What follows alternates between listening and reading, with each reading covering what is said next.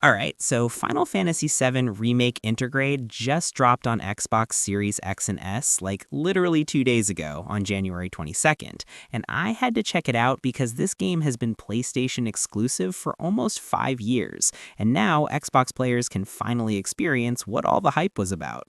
And listen, I never played the original 1997 FF7, so I'm coming at this completely fresh, with zero nostalgia, just vibes. The game is $40 normally, but right now, if you buy it before the end of January, you get the original FF7 bundled in for free, which is honestly a pretty solid deal. There's also a digital deluxe edition for like $60 that throws in a digital art book and mini soundtrack, but unless you're a mega fan, I just grabbed the standard version. Oh, and this supports Xbox Play Anywhere, so you can play it on console and PC with one purchase, and your saves sync, which is actually super convenient. So what even is this game? It's a remake slash reimagining of the first part of the original FF7, specifically just the Midgar section, which was like the first 6 hours of the original game, but here it's stretched into a full 30 to 40 hour RPG. You play as Cloud Strife, this spiky-haired ex-soldier dude who's basically a mercenary for hire, and he gets pulled into this eco-terrorist group called Avalanche who want to blow up evil corporation Shinra's reactors because they're sucking the life energy out of the planet. It's got this whole cyberpunk dystopia thing going on, mixed with fantasy elements, and honestly, the setting is sick. Your party includes Barrett, who has a gun for an arm and dad energy, Tifa, who's Cloud's childhood friend and kicks people to death, and Aerith, who's this flower girl with mysterious powers and the best personality. The main story is like 25 to 30 hours, and then there's this bonus DLC called Episode Intermission starring Yuffie the Ninja that adds another 4 to 5 hours. The vibes are kinda dark and gritty since you're stuck in this industrial city the whole time, but the characters and moments keep it from feeling too depressing. Okay, so what actually works in this game? Because there's genuinely a lot to like here. First off, this might be one of the most gorgeous games I've ever played. Like, the visuals are absolutely stunning. On Series X, you get two modes. Graphics mode runs at native 4K 30 FPS with all the bells and whistles, and performance mode drops to around 1512p but runs at a locked 60 FPS. I went with performance mode because 60 frames makes the combat feel so much smoother, and honestly, the game still looks incredible even at the lower resolution. The character models are insane, the lighting is beautiful, Midgar feels like this lived-in, layered city with all these details everywhere, and the cutscenes are legitimately movie quality. The soundtrack is also phenomenal. They took the original iconic music and fully orchestrated it, and it's just chef's kiss. Like, the battle themes hit different, and the emotional moments are elevated so much by the music. Now, the combat system, this is where the game really shines. It's this hybrid between real-time action and turn-based strategy, and when it clicks, it feels amazing. You're dodging and blocking in real time, building up an ATB gauge by landing hits, and then when the gauge fills, you can pause time and select abilities, spells, or items from a command menu.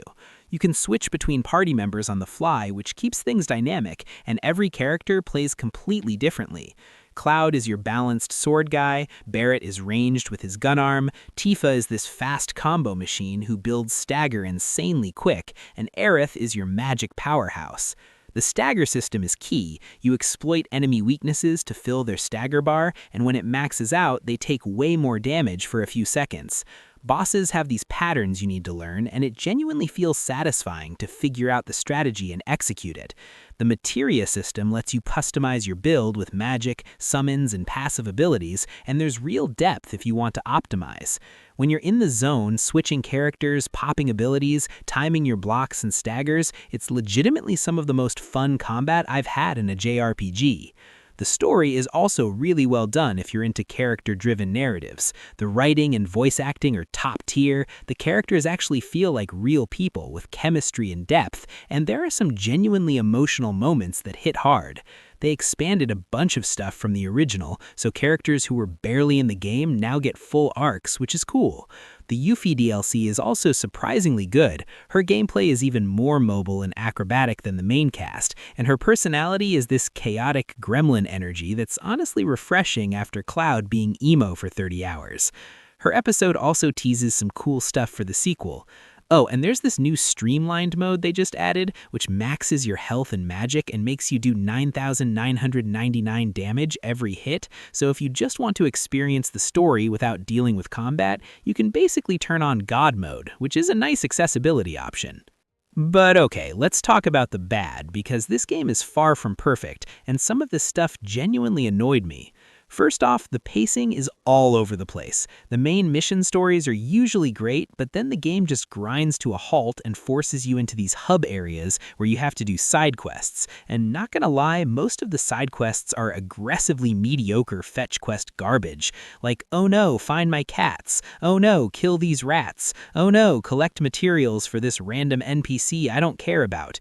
The rewards are usually decent, but the actual quest design is so basic and boring compared to the main missions. Some people defend them, saying they add character moments, but honestly, I could have done without like 80% of them. The game also has this problem where it pads out certain sections way too much. There are entire chapters that feel like filler, like there's this part where you're crawling through sewers and another where you're doing these train yard puzzles, and it just drags on forever. The original Midgar section was 6 hours for a reason. Stretching it to 30 means a lot of bloat. The linearity can also feel oppressive, like you're constantly running down corridors and climbing ladders and squeezing through gaps, which are obviously just disguised loading screens.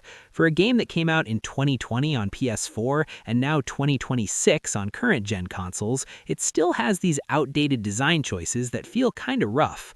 Also, some of the textures are straight up bad, like you'll be looking at Cloud's beautiful hair and then there's a door in the background that looks like it's from a PS2 game. It's weird and immersion breaking. The PC version apparently had a bunch of stuttering issues at launch with DirectX 12, and even though the Xbox version seems more stable, I've seen people mention occasional frame drops in certain areas. Not game-breaking, but noticeable.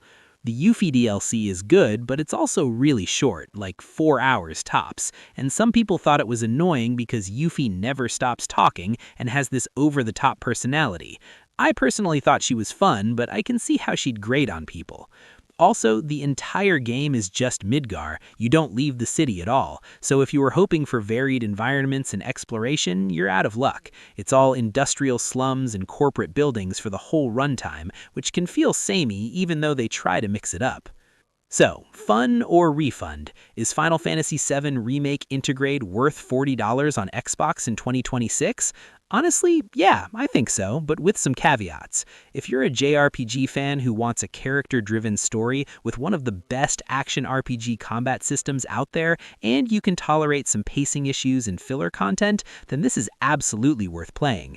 The highs are really high, like the boss fights and big story moments are genuinely incredible, and the combat is so fun when you get into it. But if you hate slow pacing, fetch quests, or extremely linear games, then you might want to wait for a sale. This is not an open world game. This is not a fast-paced action game. This is a 30-hour-plus story-heavy JRPG that takes its time and expects you to sit through some boring parts to get to the good stuff. Also, keep in mind this is only part 1 of 3. The story ends on a cliffhanger, and part 2, Rebirth, is already out on PlayStation and PC, but not Xbox yet, so you're gonna be waiting if you want to continue the story. For $40 with the free original FF7 included, I think it's a solid deal, especially if you've never played it before. If you already beat it on PlayStation 5 years ago, the Xbox version doesn't add anything new except the streamlined mode, so unless you really want to replay it with Xbox achievements or on a different platform, you're probably good.